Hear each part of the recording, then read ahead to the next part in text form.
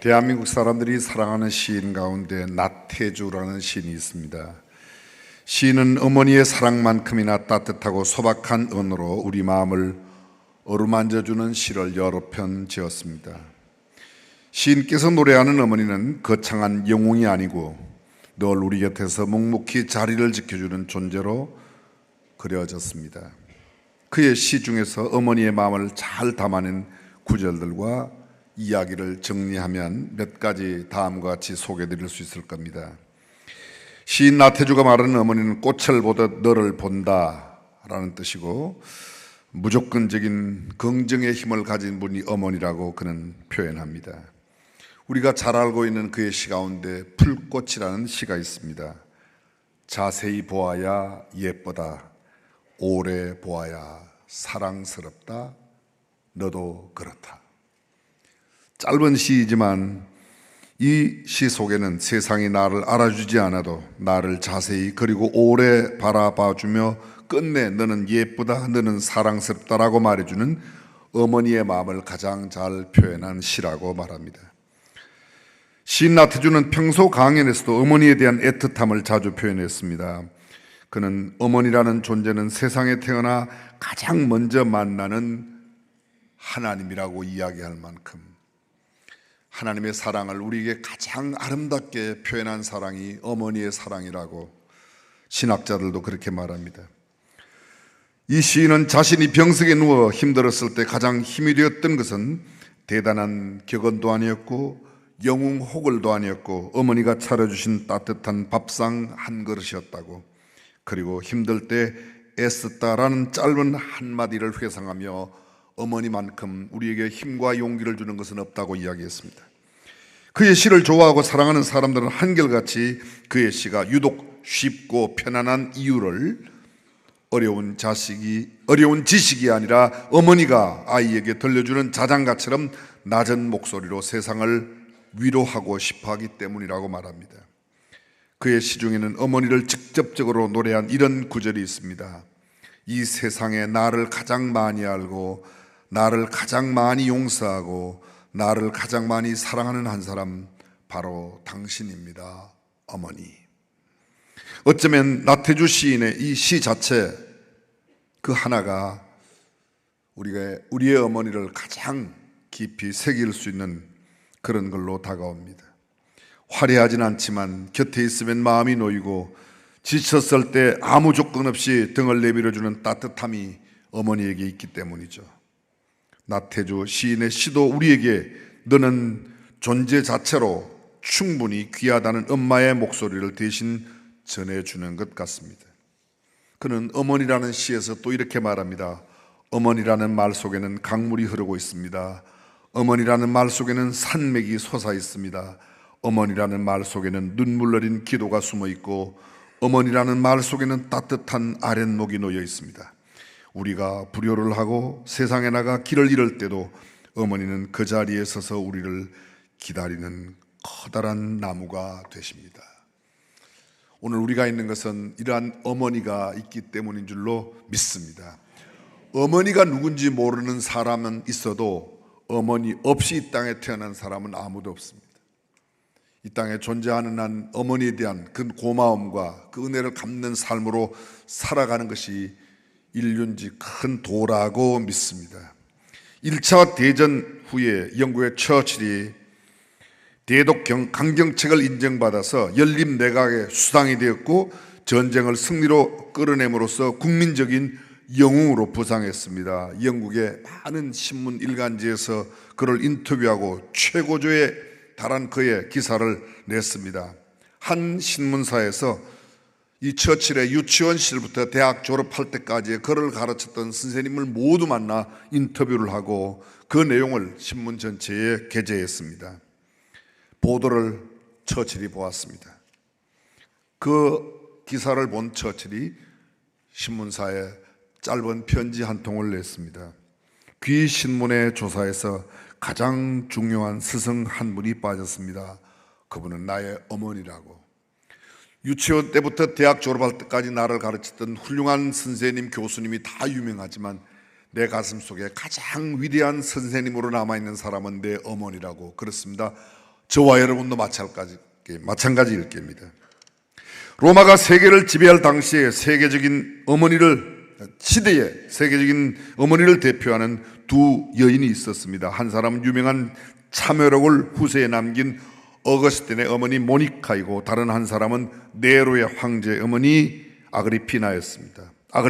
그녀는 남편이었던 클라우디오 황제를 암살시키고 자기의 아들을 일찍 황제의 자리에 올렸습니다. 아들을 얼마나 사랑하면 남편까지 죽이고.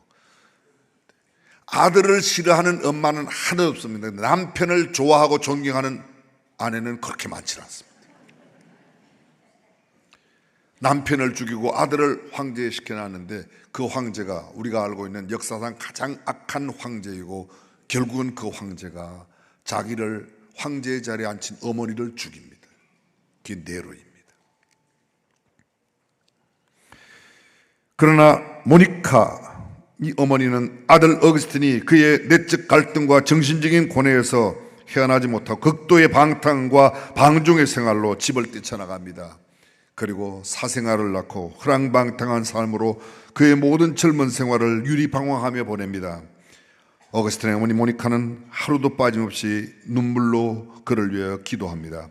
훗날 그는 돌아와 성 어거스틴이 되는 유명한 일화를 우리는 너무도 잘 알고 있습니다. 사랑하는 성도 여러분, 우리는 어떤 엄마 아빠로 세상을 살고 있습니까? 성경 속에 하나님께 쓰임받았던 위대한 인물의 모든 한 가지 공통된 특징 하나는 하나님이 그들을 쓰심에 합당한 사람으로 세우기 위하여 그들의 어머니를 두셨다는 겁니다. 사무엘에게는 한나가 있었습니다. 모세에게는 요게벳이 있었습니다. 짧은 시간 나열할 수 없는 성경 속에 수많은 사람들이 그들의 어머니의 기도와 눈물 가운데 자라났다는 사실을 우리는 너무도 잘 알고 있습니다. 기도하는 어머니의 자식은 망하지 않는다 수없이 들어왔습니다. 남편이 40세에 별세하고 유복자 쌍둥이를 앞에서 9 자녀를 키운 무디의 어머니는 밤마다 벽난로 앞에서 사랑하는 자녀들에게 성경을 가르쳤습니다. 그리고 자녀들이 잠든 뒤에는 밤을 새워가며 울며 하나님, 이 9 자녀를 하나님의 뜻 가운데 바르게 키워달라고 기도했습니다. 아침에는 햇살처럼 맑고 밝은 표정으로 어젯밤 그렇게도 울며 기도했던 그 표정들을 다 지우고 아이들에게 기쁜 노래를 들려주고 좋은 이야기, 긍정적인 희망적인 이야기를 해주었습니다. 웨슬리 어머니 수산나 19명의 자녀를 성자처럼 믿음의 자녀로 키워 감리교의 어머니라고 유명합니다. 세상에 만난 나의 첫사랑, 내게 처음 언어와 기도를 가르쳐주고 주님과 하나님 아빠라고 부르게 하신 그분, 내 신앙의 원적지는 나의 어머니라고 이야기한 어떤 사모록이 있습니다. 사랑하는 성도 여러분, 저와 여러분들이 오늘 우리 시대에 우리의 자녀들을 주의 말씀과 교양으로 잘 길러 하나님 앞에 존귀하게 쓰임받는 복된 가정, 복된 자녀 될 수 있기를 주님의 이름으로 축원합니다. 오늘 우리 교회가 새 예배당을 마련하고 1주년을 맞이하며 1주년 기념으로 총동원 전도주일로, 그래서 오늘 새 가족이 참 많이 오셨는데 다시 한번 진심으로 환영하고 사랑하고 축복합니다. 오늘 성경은 우리에게 이렇게 말합니다.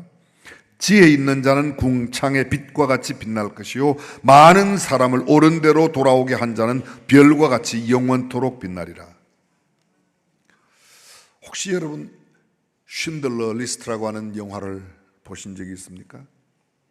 벌써 30년이 지나갔습니다만 1993년 스필버그가 만든 이 영화 쉰들러 리스트, 제2차 세계대전 당시 독일의 나치 당원이자 기회주의 사업가였던 오스카 쉰들러가 자신의 전 재산을 바쳐서 1100명의 유대인들을 히틀러의 대학살 홀로코스트로부터 구해낸 실화를 바탕으로 한 이야기입니다.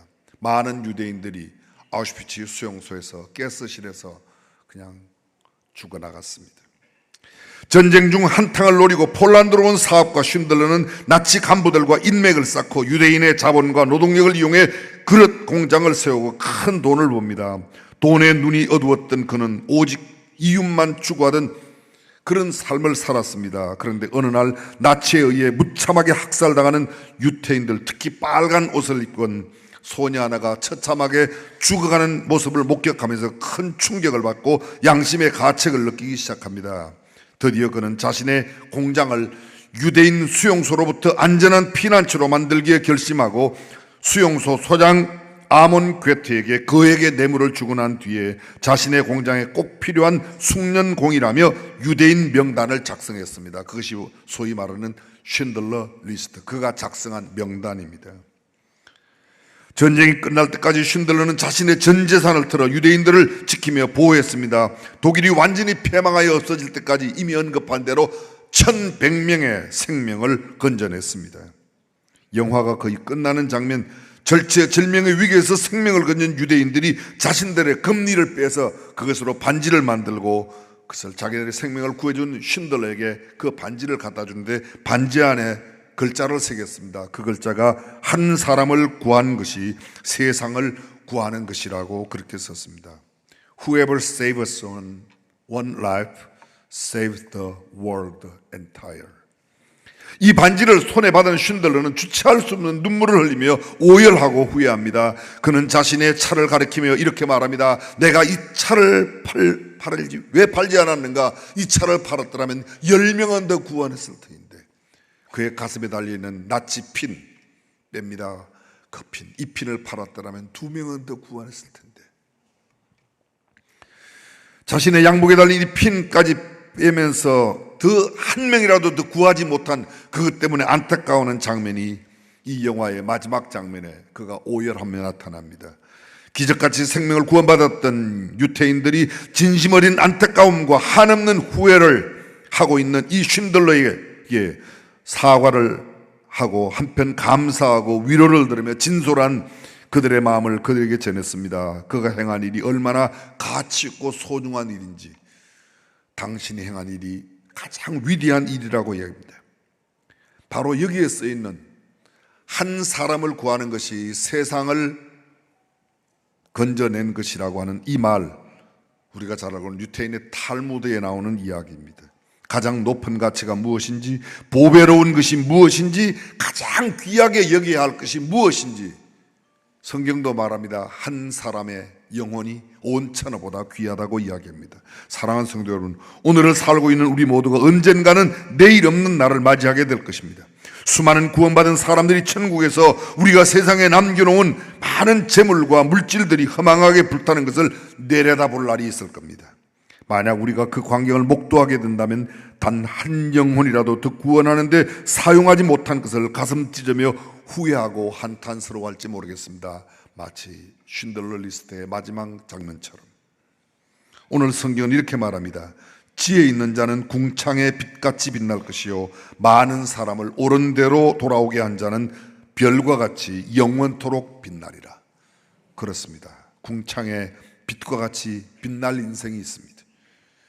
밤하늘 영롱하게 별빛처럼 찬란하게 아름답게 영원토록 빛나는 그런 삶이 있습니다. 그런가 하면 반대로 어둡고 캄캄하게 칙칙한 인생이 있고 한치 앞을 볼 수 없는 칠흑 같은 어두운 삶을 살아가는 인생이 대조를 이룹니다. 오늘 우리가 멋지고 근사하게 아름답고 예쁘고 즐겁고 신나고 행복하게 살고 있는 것 같아도 결국은 피할 수 없는 죽음의 종착역을 향해 달려가는 것 아닐까요? 누군가 이렇게 이야기했습니다. 인생이란 일백열차를 타고 죽음이라는 낭떠러지의 역을 향해서 달려가는 것이다. 세상에서 아무리 성공하고 출세하고 부귀영화를 누리고 권세를 갖고 지위를 얻고 명성을 얻고 남들이 부러워하는 모든 것을 가졌다 해도 결국은 빈손으로 떠나가는 인생 백세 종착역 낭떠러지에 떨어질 수밖에 없는 게 우리네 허망한 인생입니다. 그러나 이러한 인생만 있는 것이 아닙니다. 성경은 또 다른 인생이 있다고 말합니다. 태양보다 더 빛나는, 아니 태양처럼 빛나는 그런 인생, 밝고 빛나는 영원한 삶이 있다고, 영원토록 빛나는 삶이 있다고, 눈부신 빛과 같은 인생, 별과 같이 영원토록 빛나는 삶이 있다고 말합니다. 성경은 말합니다. 지혜 있는 자는 궁창의 빛과 같이 빛날 것이라고 말하고 있습니다. 많은 사람을 옳은 대로 돌아오게 한 사람은 별과 같이 영원토록 빛나리라고 말씀하고 있습니다. 지혜 있다는 말이 뭐죠? 지혜 있는 자가 빛난다고 하는데 지혜 있는 게 무엇입니까? 지혜가 뭐죠?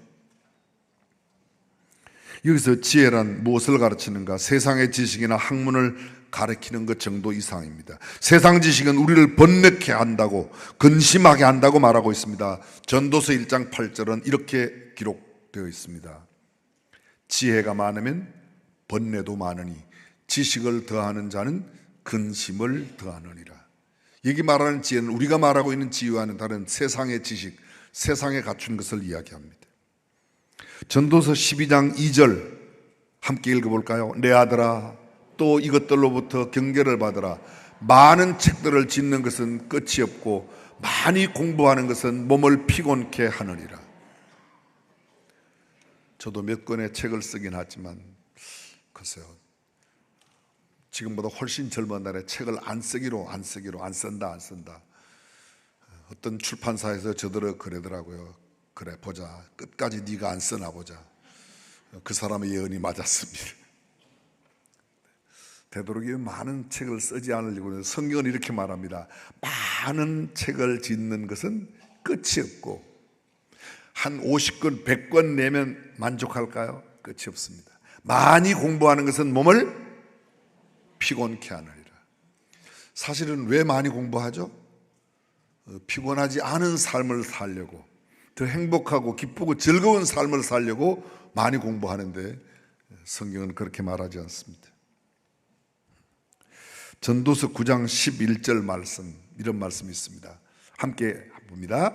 명철자들이라고 재물을 얻는 것도 아니며 지식인들이라고 은총을 입는 것은 아니니 이는 시기와 기회는 그들 모두에게 임함. 무슨 말이에요? 명철하다고 재물 많이 얻는 것도 아니고, 공부 많이 했다고 지식 얻다고 은총을 입는 것도 아니다. 거기에 너무 집념하지 말라는 뜻이죠. 세상의 지식이나 학문이 아니면 무엇입니까? 하나님을 경외하는 것, 그것이 성경이 말하고 있는 지혜입니다. 우리가 잘 알고 있는 전도서 1장, 잠언 1장 7절 말씀, 여호와를 경외하는 것이 지식의 근본이오늘 미련한 자는 지혜와 훈계를 멸시하느라. 여러분, 지식의 근본, 지혜가 뭐라고 말하고 있습니까? 하나님을 경외하는 것이라고 말합니다. 하나님을 예배하고 하나님을 찬양하고 하나님을 높여드리고 하나님을 경외하는 것이야말로 참된 지혜입니다. 잠언 9장 10절입니다. 여호와를 경외하는 것이 지혜의 근본이요 거룩하신 자를 아는 것이 명철이니라. 많이 배워 명철한 것이 아닙니다. 지식을 많이 가져서 똑똑한 게 아닙니다. 참된 은총과 참된 지혜, 이것은 바로 하나님을 경외하고 하나님을 바로 아는 것입니다. 지혜 있는 자란 결국 어떤 사람을 가르치는가? 성경은 이야기합니다. 누가 의로운 사람인가? 창세기 15장 6절에 보면 하나님께서 아브라함을 가르쳐서 아브라함이 여호와를 믿었을 때 이를 그의 의로 여기셨다. 믿었을 때, 지식을 갖추었을 때가 아닙니다. 세상에 많은 것을 가졌을 때가 아닙니다. 믿음을 가질 때 하나님께서 이를 의롭게 보시는 줄로 믿습니다. 하박국 2장 4절입니다. 의인은 그의 믿음으로 말미암아 뭐로 살아요? 의인은 무엇으로? 믿음으로. 세상 사람들은 그래, 돈이 좋아, 돈만 있으면 좋겠어. 돈이면 다 돼. 돈이면 다다. 빨리 해보세요. 돈이면 다다. 돈다. 돈에 미친 사람들은 거의 돈 미친 사람처럼 삽니다. 로마서 1장 17절이 동일한 말씀을 기록합니다. 복음에는 하나님의 의가 나타나서 믿음으로 믿음에 이르게 하나니 기록된 바 오직 의인은 믿음으로 말미암아 살리라. 오직 의인은 뭐야? 믿음으로. 믿음으로 사는 것을 하나님은 의롭게 보신다는 것입니다. 이런 사람 하늘의 빛과 같이 빛나게 됩니다. 별과 같이 영원토록 빛나게 됩니다. 마태복음 13장 43절 말씀에 그때에 의인들은 자기 아버지 나라에 해같이 빛나리라. 의인이 하나님 나라에서 해같이 빛나요. 어떤 사람이 의인이라고 그랬죠? 믿는 사람이 그렇죠. 요한계시록 22장 12절 보라 내가 속히 오리니 내가 줄 상이 내게 있어 각 사람에게 그가 행한 대로 갚아주리라. 의인이 의로운 삶을 살 때, 예수를 믿는 사람이 믿음에 합당한 성경적인 삶을 살아갈 때 주께서 그를 영원토록 빛나게 하시겠다고 말씀하고 있습니다. 또 말합니다. 많은 사람을 옳은 대로 돌아오게 한 자는 영원토록 별과 같이 빛날 것이라고. 여기 오늘 성경 보면 옳은데 무엇이 옳은 것입니까? 다른 말로 말하면 진리이신 하나님, 그분의 말씀, 곧 예수 그리스도. 예수님 말씀하세요. 내가 곧 길이요 진리요 생명이다. 그 예수님께 귀의하는 사람, 예수님께 돌아오는 사람, 그가 참 의인이고 예수님께 사람을 돌아오게 하는 그 사람, 진리에 돌아오게 하는 그 사람이 별처럼 영원토록 빛나리라고 말합니다. 이사야 65장 16절 말씀에 이런 말씀, 이러므로 땅에서 자기를 위하여 복을 구하는 자는 진리의 하나님을 향하여 복을 구할 것이요 땅에서 맹세하는 자는 진리의 하나님으로 맹세하리니. 요한복음 17장 17절 말씀입니다. 그들을 진리로 거룩하게 하옵소서. 아버지의 말씀은 진리니이다. 그렇습니다. 진리 안에, 거짓 없는 진리 안에 거하는 삶, 그것이 참된 삶, 올바른 삶, 의로운 삶이라고 말합니다. 예수님 말합니다. 내가 곧 길이요 진리요 생명이니 나로 말미암지 않고는 아버지께로 올 자가 없느니라. 예수 그리스도로 영혼을 예수님께 인도하는 자, 그것이 영원히 빛날 것이라고 말씀해 주고 있습니다. 바울이 남긴 편지 디모데후서 4장, 신약성경 가운데 바울이 정확하게 기록되었다고 판명된 것만 13권을 바울이 썼습니다.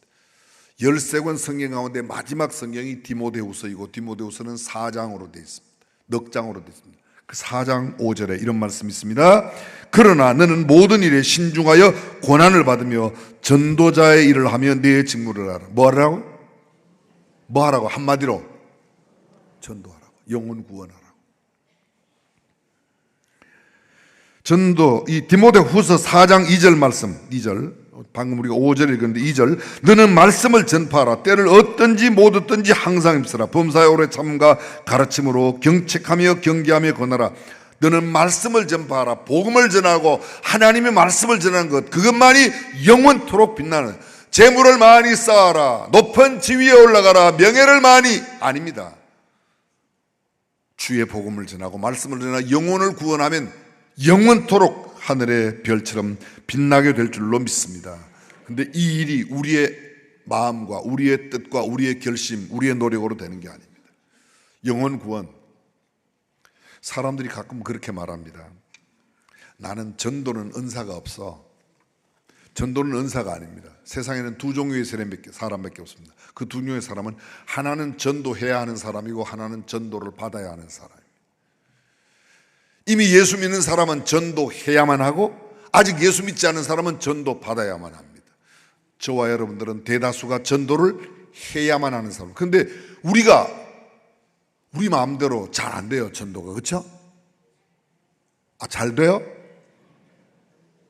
잘 되는데 우리 교회 예배를 주일날 5번, 6번밖에 못 드려요. 잘 되면 10번, 20번씩 드려야지. 전도 잘 안 돼요. 그게 우리의 노력, 우리의 마음, 우리의 결심, 우리의 정성으로 되는 게 아니라 성경이 이렇게 말합니다.